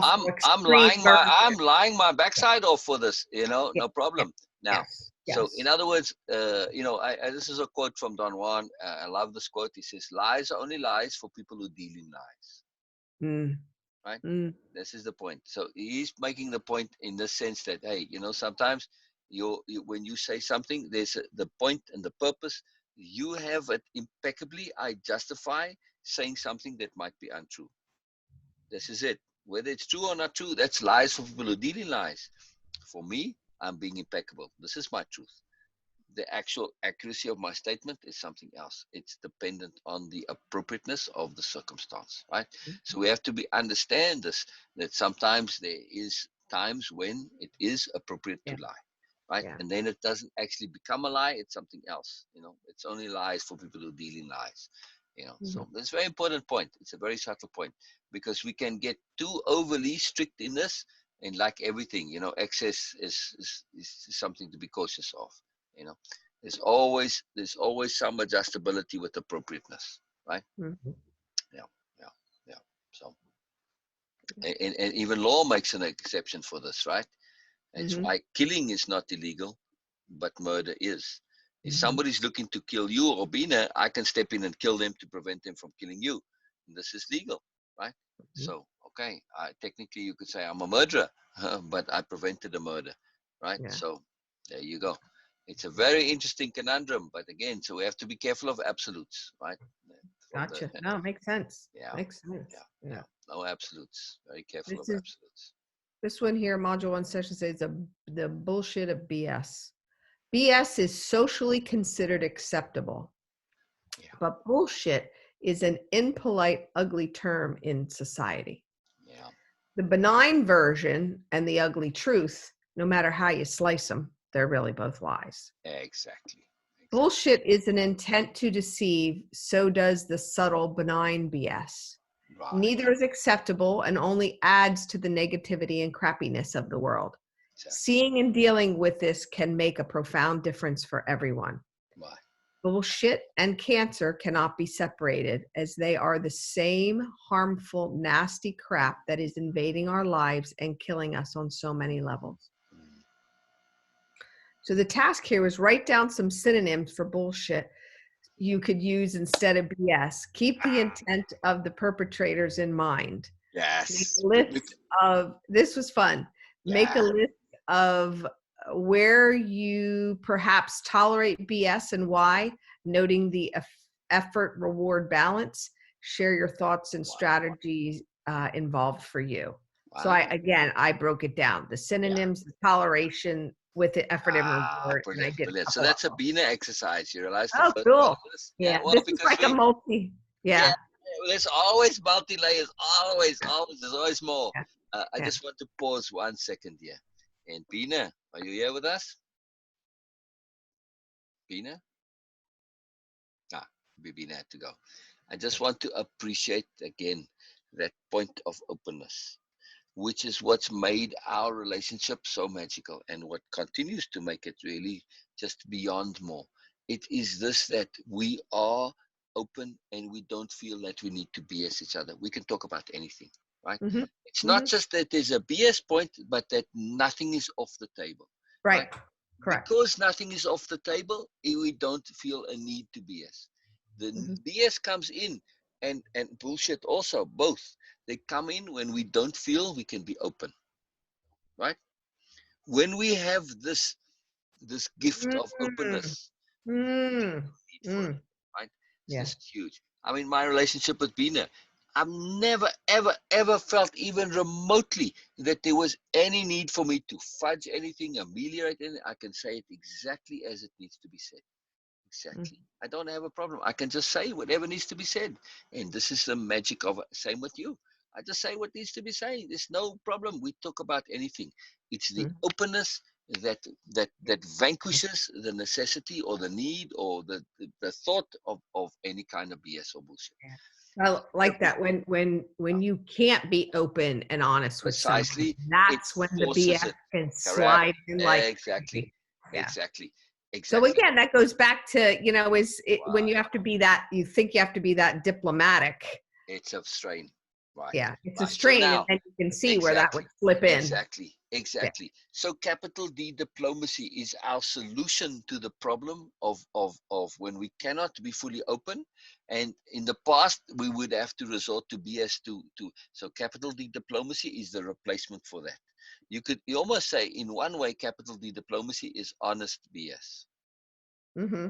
But Yeah. it's only one part of capital D diplomacy. Capital D diplomacy is really a truly deep, deep, deep consideration for where somebody is at, right? If they're not in a space where they can handle and deal with openness, it's not part of that. Right. This is where. But we're trying to get to the point where I don't need to be capital D diplomacy. Yes, grace and courtesy, that's a different thing. See, we don't have to be blunt all the time. We can be graceful like Beena, and refined and all of this. So that's a different thing. That's a matter of style. Yet, directness is not a problem when we are open. We understand the intent. So, how we style it. And this is a personal choice. We don't Can you mind the. have grace and courtesy with diplomacy? Oh, Yes. it's integral to it. Absolutely. Oh, absolutely. Yeah, yeah, yeah. And we are looking to do this not because it's necessary, but simply because we like grace and refinement, right? We like them, so we add it in because we like it. It doesn't have to be there, right? It just makes our world a more fun, enjoyable place to live in, right? Yeah. Yeah. Yeah. I Yeah. mean, if And we had, yeah, this will be the big component. All I can hear right, and see is Barbara, that you know, hers is all going to be all about diplomacy, because she is going to Yes. just have the hair come back up on the back of her. How can you do this to me? I've heard it a million times Yeah. that she says it about other Right. people. And she said, Right. how can you do this? How can you talk Yeah. to her? Yeah. How Well, can you you know say what? One thing for that question is because I want to, Barbara. yeah. Well, What do you say to that? mm. The moment you start justifying, say, I want to. It's as simple as that. My retort was always, there was never any malice intent. Correct. Correct. So I did it, but Right. I didn't do it to hurt someone, you Right. know. I Right. did And it. also, it's I'm like gonna claim it. exactly it. But now, man, if she says, "Oh, how can you talk to Rosemary?" Well, because I want to. It works for me. It's Yeah. nothing to do with you. It's all about me. Oh, Yeah. okay. Yeah. It's not Cool. really something she can say to that, So she'll Yeah. try, but She'll try. Oh my God. She's the last word, Barbara. right, Yeah. right. Yeah, you're gonna have fun dancing with Barbara. But again, Yeah. we have to practice selective hearing. Yeah. Yeah, yeah. Just you're So doing your thing, and she does. yeah. Right. So synonyms for bullshit. Ah, here you go. Crap. You're listening, Beena? Oh, you. Back. No, I say, is Beena listening so she can get some that she can use, maybe? Yeah. Crap. Mhm. Nonsense. Absurdity. Preposterousness. Ridiculous. Harmful. Lies. Unbelievable. Garbage. Yeah. Manipulating. Controlling. Mind benders. Users. Cunning. Premeditated. Lost. Evil. Con artist were the ones I Wow. came up with. Wow. Wow. Wow. And Mercury will add in there. Ah, Venus magical term. that is. Right. Mercurial. It's not necessarily a negative term, but the word mercurial means to be changeable, variable, and he's pretty mercurial. It's not a negative connotation, but it's not particularly positive either. Like you don't want to recommend a suitor to somebody who's mercurial. I That's not gotcha. a good thing. So, Okay, I put that Mercury / Mercurial. Yeah, cool. right, right. So toleration of BS and why. Mm. I may have fell for a BS or a BMN as I possibly thought they cared about me and respected me, like the Chris Nietzsche's. The effort and reward outcome of that situation. It was all my efforts were exerted and they reaped the majority of the benefits, truly. The toleration of a BNM and why was another one. Was I fell for Barbara's BS as I thought she genuinely loved me and had my best interests at heart because she was family. I hated seeing the truth, even though there were obvious signs back then that I ignored. There's the key point. I hated seeing the truth. Mhm.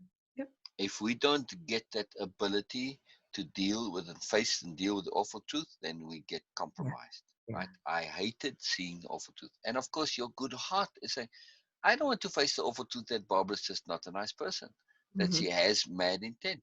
You know, that's it. Now, okay, we'll get into the layeredness of corrupted goodness later on, which will satisfy that underlyingness of yours, right? That she's acting and behaving as a bad person. She's not necessarily actually one. Right. Right.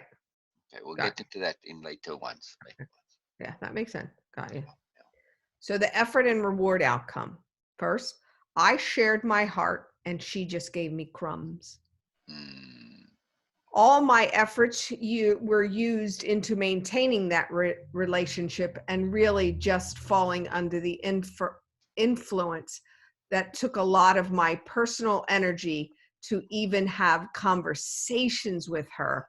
But with every conversation, she threw me a little crumb, and I felt like it was a feast because I was clearly very desperate for love and there acceptance. you go. There you go. There you go. I would just been thinking, there's a theme here, and the theme is independence of being. Yeah. When you look back and say, I did not have independence of being, and No, this made me vulnerable.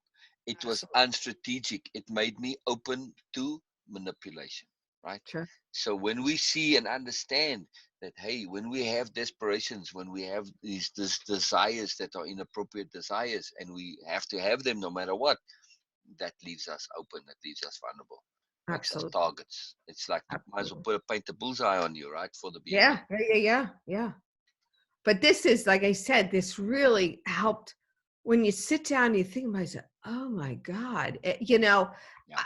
you, you can think all you want, but unless you get down there and see it through to the end, quote Yes. unquote, you don't want to believe it. You keep denying, you Yeah. keep, making justifications for it, Exactly. But so all my energies, efforts, and rewards were extremely mismatched for the two of us when I look back at it all. And that's exactly Yes. because, Yes. she convinced me that, we were so close when we were younger, and this is why you were the godmother of my first child, and, on and on and on. Right. Right. But everything in the conversations, I always felt, oh God, I can't talk about this person. I can't say I saw this person, or I went to a party when this person was there, because she doesn't talk to them, or that. And it was a real Mess. struggle to Yeah. just be on the phone with her. Yeah. I Yeah. like to Yeah. just be able to say, like with Bernadette and Right. Dia, just say whatever, and that's it. Openness, right? Openness, And openness is a core to you. That's why I called you Sue Unedited, yeah. because you like to be unedited. It's that openness, and this is a beautiful thing. It's a Mhm. magical, beautiful thing.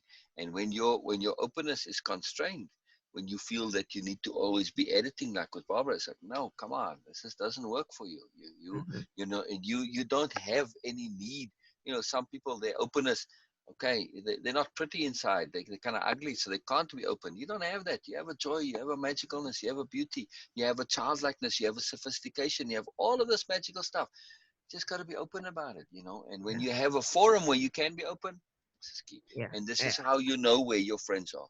If I can Yeah. be open, cool. If I can't be, yeah. And even Bill said that he felt, when we would go to Santos, who's local here with Mm, me, mm, mm. he said, Sue, he goes, I never felt comfortable there. Yeah. Just because he said, we were always, it's like we didn't belong. Yeah. They made room for us at a holiday because my family had kind of really split up since my mother left the area to go into an assisted facility. It changed the dynamics of our family completely. Interesting. Interesting. So she would invite me over, probably through maybe out of obligation or something, Yeah. and I'm like, oh, cool, let's go. So, and Bill was like, what the hell are we going here for? He's one of those people who has that laser vision right Yeah, through. yeah, You know, yeah. Love it, love it. yeah. Yeah, yeah. We So, pay attention to the intent behind why we are doing things, changes everything. yeah. So this next one is Module 2, Session 1, Unbelievable Implications, Leveraging Preposterousness. Mm, Preposterousness is not hard to disguise. It is so obvious. mm. If you believe this absurdity, you are an enabler. So everyone needs to decide to remove this from our everyday lives, because it impacts us tremendously. Why? Because the impact is tremendous. Why? Our minds get a bit boggled when such absurdity is present, so it prevents us from seeing the implications that are attached to it sometimes. Why? Why? Any good person is totally amazed that anyone can behave in this manner, and therefore it makes it unbelievable. And this is what is used against the good person by the BSer. Why? The BSer exploits the reluctance that we have to question such craziness, so they make it even more absurd.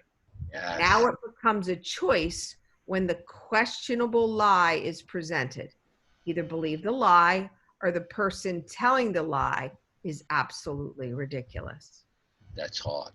Yeah, yes. That's hard. That's hard. Because again, sometimes that person, you thought they were good, or they're in a position, and why would they be? Yeah. Yeah. Yeah, we don't want to believe the preposterousness that, oh my God, yes, somebody that I looked up to and that I liked, and but they're being utterly absurd, ridiculous, preposterous, and just not nice at all. That's a hard thing. That's a hard thing to deal with. Very hard. Fronting is when you act like you are much more than what you really are. Yes, yes, it's a cool term, that fronting. Yeah, I like it. Is That that a came from psychological term? no, it's a street slang term. Oh. It's very much on a street term, fronting. It's like, okay, I'm fronting that I'm not using, Yeah. or you go to get a new job and you're fronting and you're making out that you're more than you are. So it's just a street term for this. Yeah, it's a very cool street term. That's why that definition is from the Urban Dictionary. Oh, cool. Yeah. Cool. Yeah, very cool. Choosing Be a little between hip there with your lingo now, you see. But it'll become absorbed into it. It's from Eska that she brought it in. I said, "Wow, I knew what she meant." She just reminded me of it. All right, cool. I gotta use that in the book. I said it to her at the time. So yeah, very cool. Yeah. Choosing between believing the lie or believing the person who said it that is mad. It's a hard to conceive either one of them, really. When our logic tries to sort it out, we usually tend to believe our perception. If the person seems pretty normal, but his actions and thoughts are absolutely ridiculous, we will have a tendency to believe that it is just an isolated occasional behavior. The real truth is that the BMN is preposterous about everything that they are and represent. Sorry, on that point, just to elaborate a bit, we are very visually orientated and dominated. And we tend to believe what we see. And we even say it, if I can't see it, I won't believe it, right? So when we see a nice, normally appearing person, we believe they are nice and normal, right? This is a problem. This is a problem. And this is what discernment is the ability to look past the apparent obviousness of the surface, right? Yeah. This is where sophistication comes in, that we aren't fooled by those appearances, that we look beyond, right? Mm-hmm. Yeah. No, that makes sense of the visual dominance that we have. The BSer knows how hard it is to disprove them, so it lets the BSer continue to leverage their preposterousness, because they have a huge intent to manipulate. Yeah. So the task is, what are the consequences and implications when it comes to preposterousness? How does it affect our world? Write out a detailed understanding of the effect of preposterousness on your world, personally and/or in general. So I broke it down into just the implications and consequences of preposterousness, and then how it affected my world. So the consequences and implications are huge for the person who gets caught up in this, as they lose a tremendous amount. They lose their independence of being, their discernment, their impeccability, their integrity, their energy management skills, their awareness, and much more from being caught into these immersion bubbles. The consequences and implications are also huge for the BSer or the BNM, because they cannot face their awful truth, and therefore they lose their integrity and self-respect, value, sense of being, appropriately applied applications of goodness, and above all, their freedom and their independence of being. How does this affect our world? The effects are truly catastrophic, as the BSer and the BNMs build their webs of deceit and lie through the intense and deliberate manipulation. They are actually infecting the world and the entire universe with negativity. A cancer that needs to be cut out and removed, and replaced with positivity. And this inability to face the awful truth, you're seeing it right now with the COVID. With like the governors who still haven't declared states of lockdowns. They don't want to face the awful truth. This is it. It's unbelievable, and people are going to die because of it. But of course, this COVID is going to purge all of these people. Yeah. Oh, absolutely. This is this is just, I think, a natural kind of cleansing, even though COVID Yes. of the world, Yes. it is. Yes. It's a power pause with some disinfectant added to it. Yep. Yeah. Yeah. Yep. So module 2, session 2, extreme absurdity. We have to understand that preposterousness is something you can't really wrap your head around just because of its nature. And that's what makes us question how this can be questioned. Exactly. The Yesers are preposterous inside and out in every aspect of their lives, and what motivates them is equally absurd.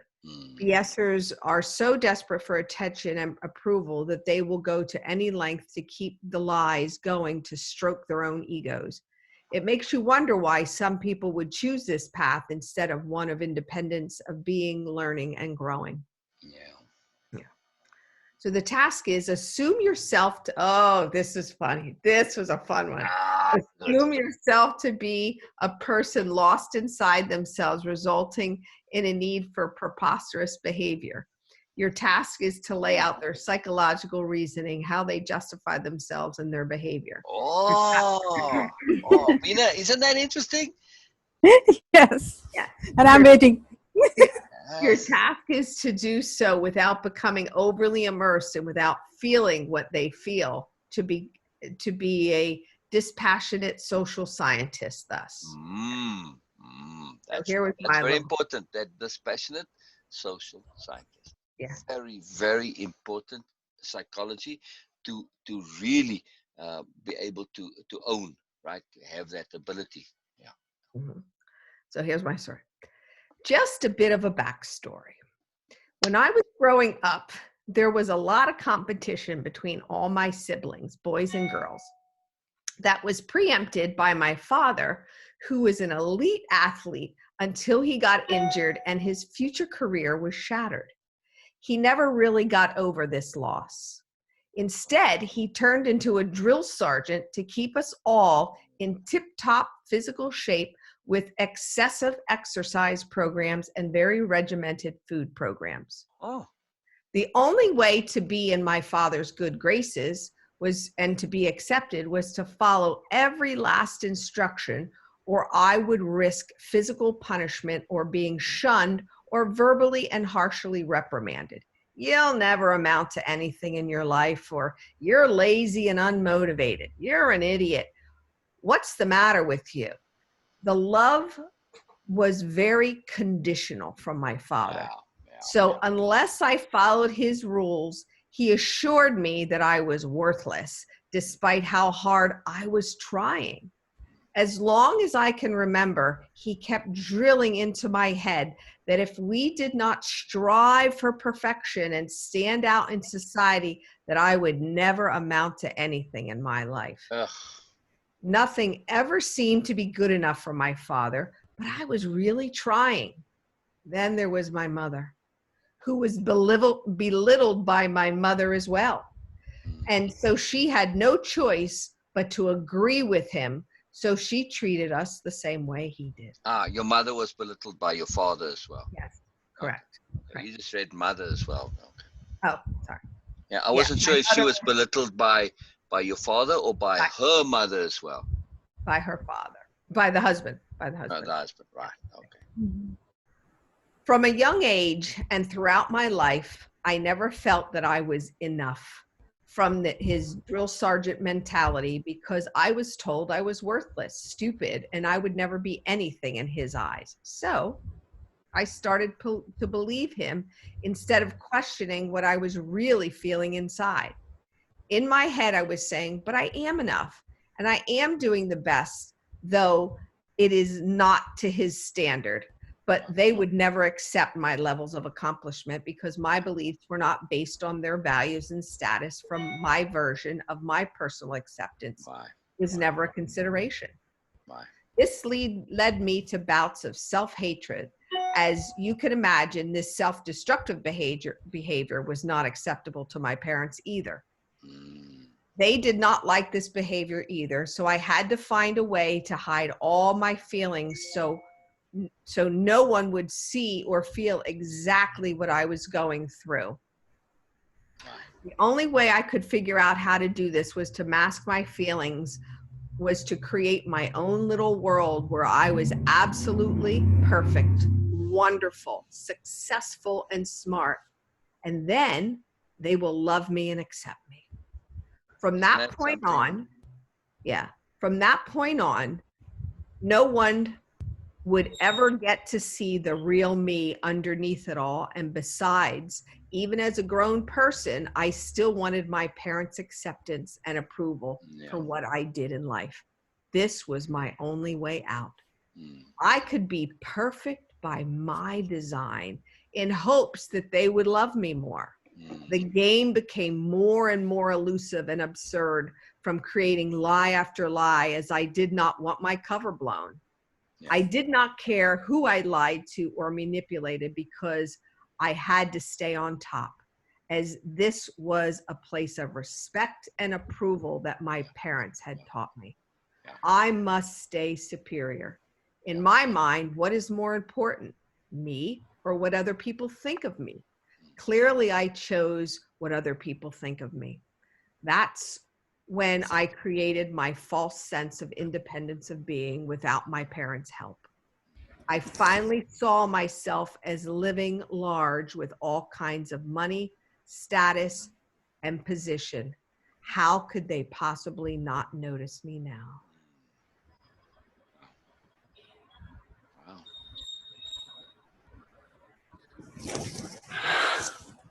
Wow.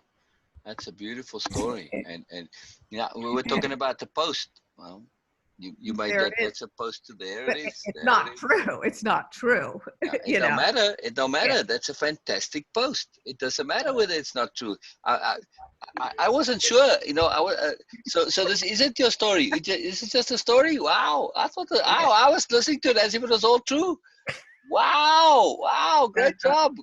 Beena, didn't you think it was all true too?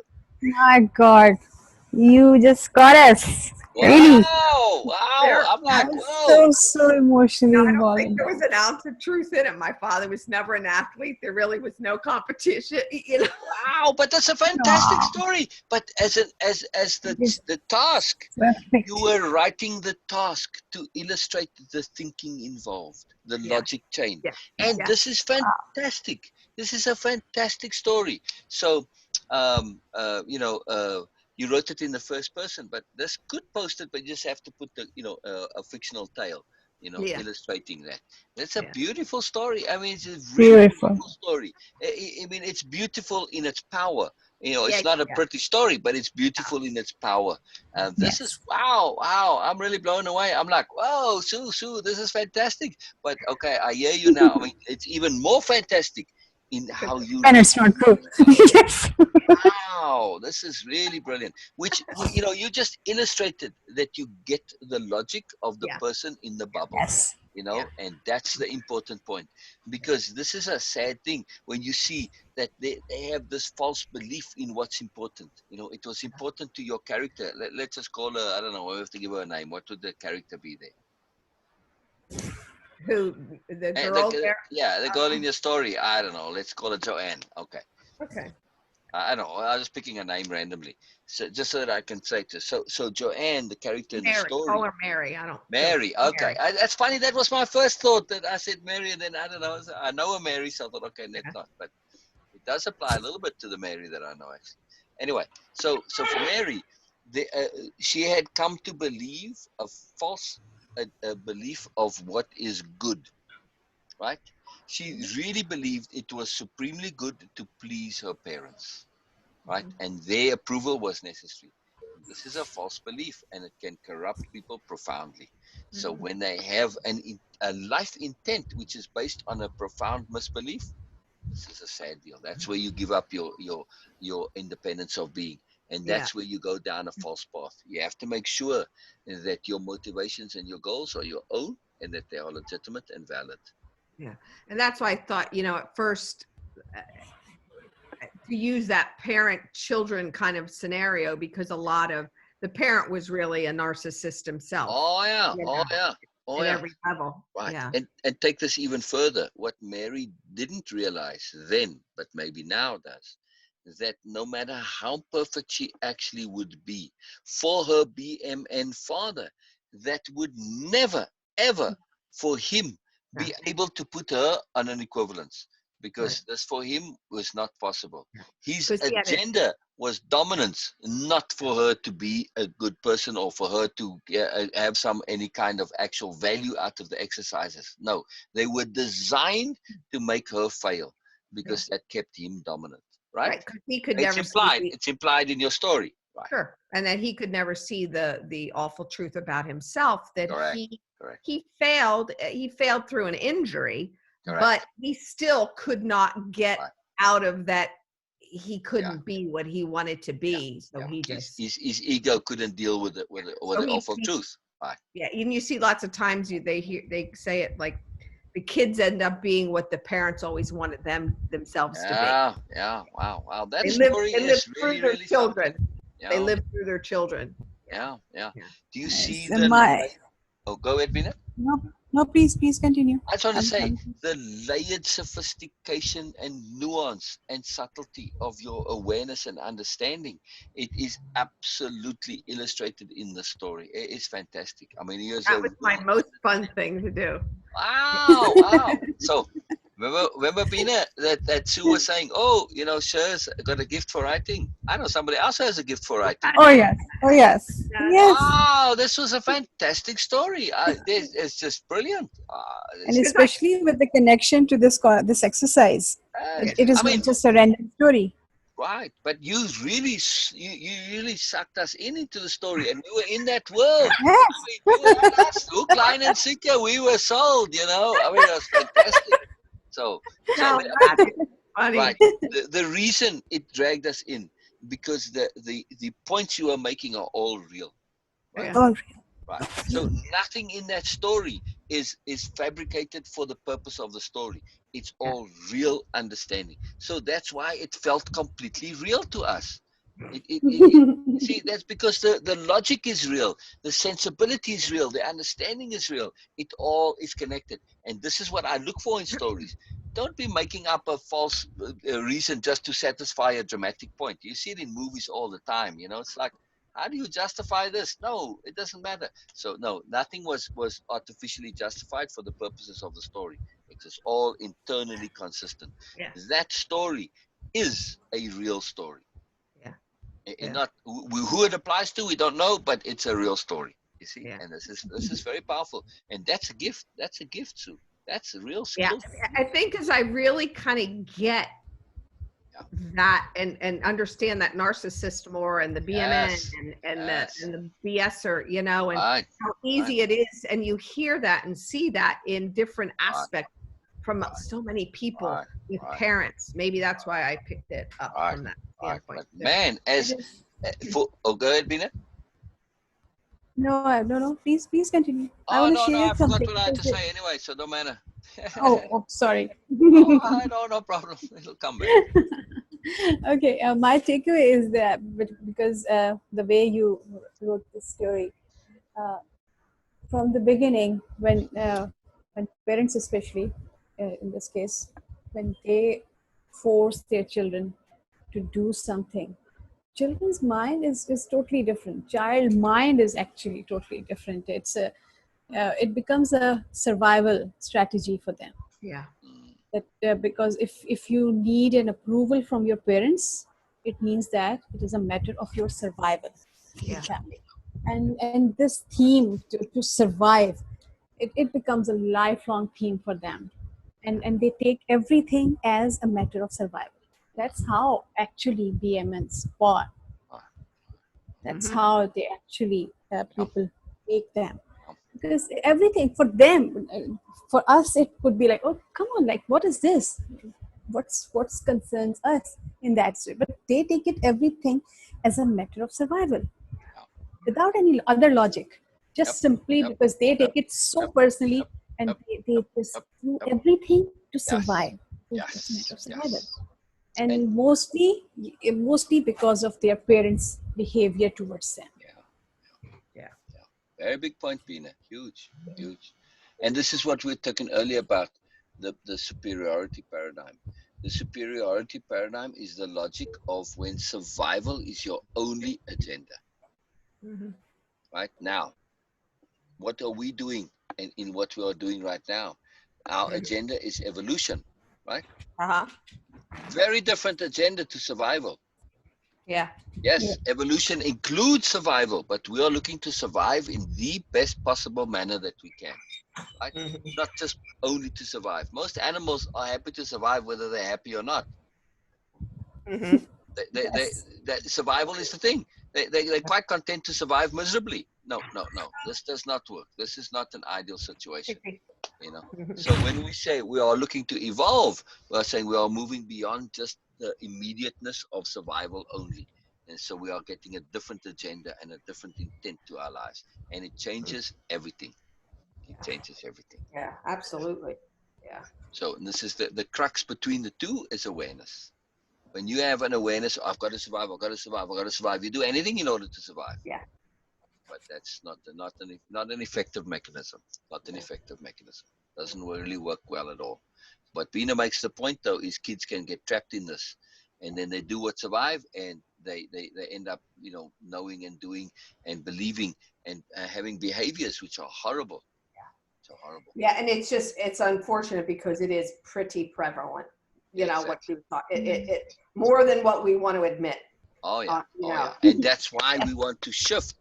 We want Yeah. to shift and start putting out this intent, this idea, this conception that we do not have to have according to this paradigm. There's a different paradigm we can shift. And this is the next thing we are going to be doing after this. If I can get there in time, I don't know. I've got pressure Okay. from Sue. So Just so you know, I'll be finishing those other ones this afternoon. I know. But we'll keep at it. I like the pressure. It's good. It's good. It's It's very good. fun. It's very fun. I think we have time for just this one short Sure, little sure, sure. last one here. Yes, yes. I was watching the Uh, time for you. yeah. Yes. Module 2, Session 3, Ridiculousness Under Development. Wow. It's hard to believe, but it is actually psychological stalking when the BMN pushes their absurdity and indulgence into people without permission. Yeah. Usually the BSer was told that they were never enough from a young age.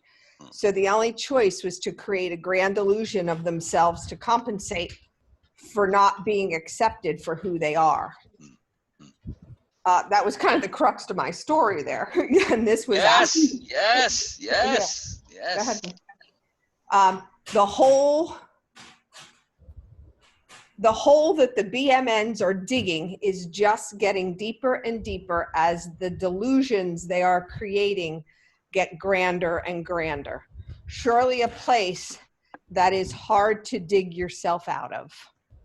Yeah. So the task was the bullshitter as a person is behind, radically behind.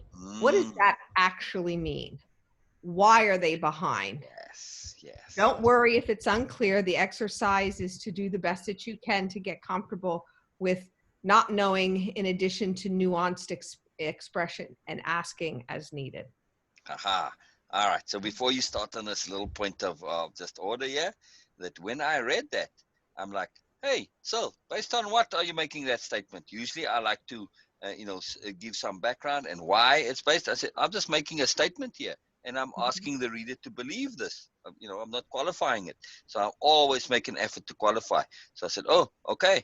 I'm going to call myself on my own bit of, where it's not BS really, but, a lack of qualifying. So, okay. So now the exercise is you qualify it for me. Yeah. So, Interesting. Ed, you little trickster. Okay. yes. So, but I thought it's a nice thing for discernment. You see, I'm looking at the deeper level. So, okay, we're applying discernment and awareness here. So, yeah. Leverage. So I said, the BSer is radically behind as they never get a chance to grow and advance themselves. There you go. The place they choose to be in is one of stagnation, negativity, lies, loss of independence of being, lack of self-honesty and integrity, etc. all of which are poor places to be in for managing your precious energy. The things they do are so energy draining. How could they possibly have enough energy to move forward? So they stay radically behind.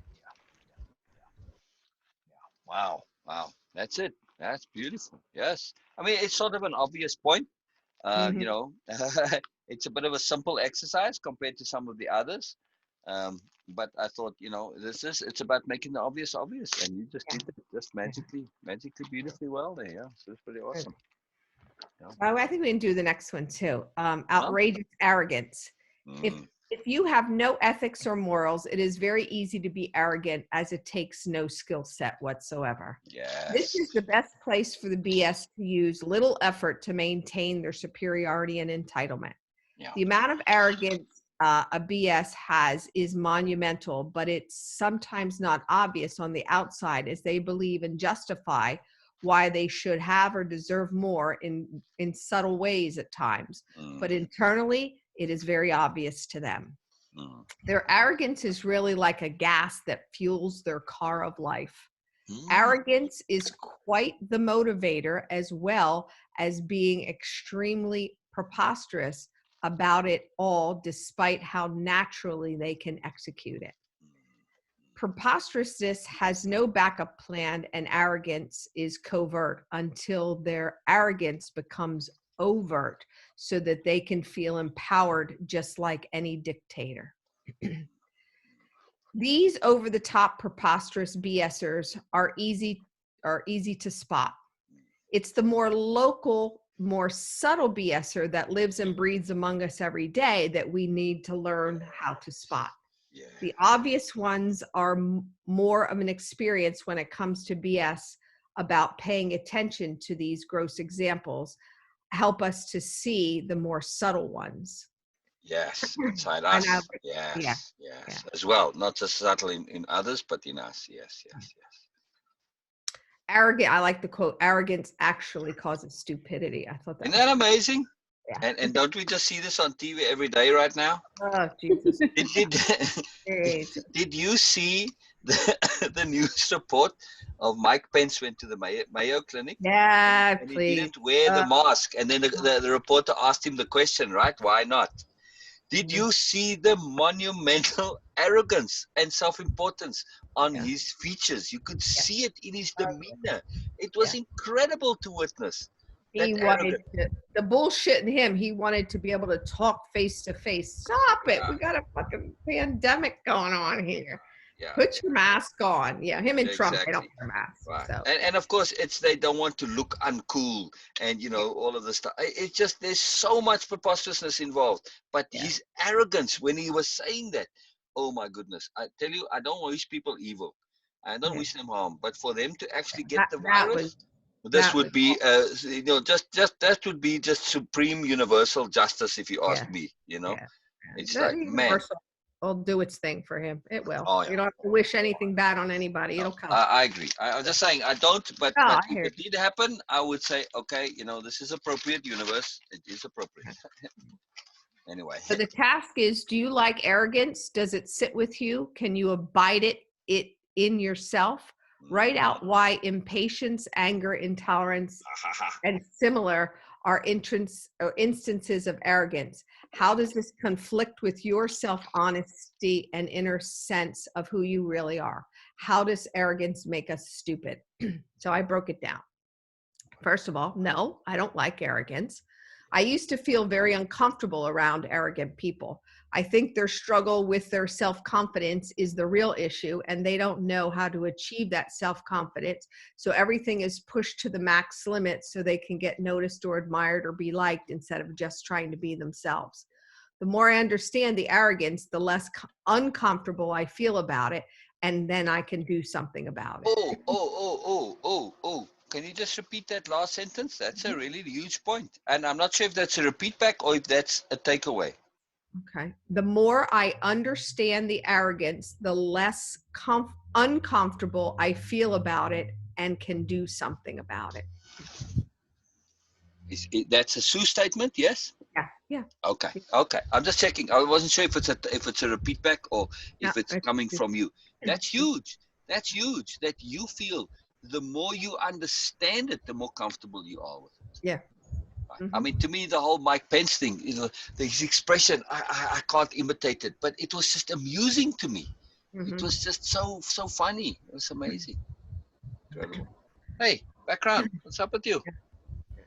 Perhaps there was a time when I abided in arrogance to get what I thought I wanted or to prove a point to someone, but I now see it was clearly for an unconscious positioning in my need to feel more secure or dominant.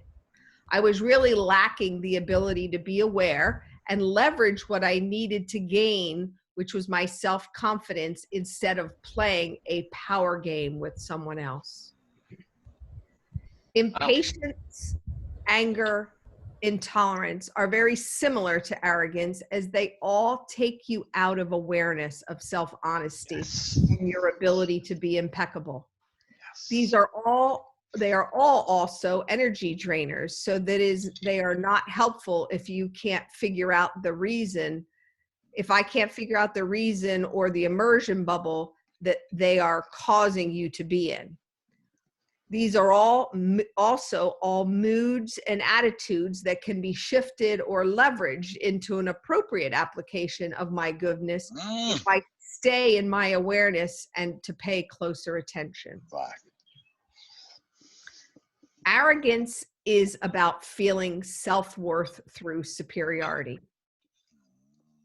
Was that a trick question? I did. I thought, how can there not be a conflict with self-honesty? Because true self-honesty has absolutely no hierarchy involved in it whatsoever, Exactly. as it comes from the one source and stays there, you.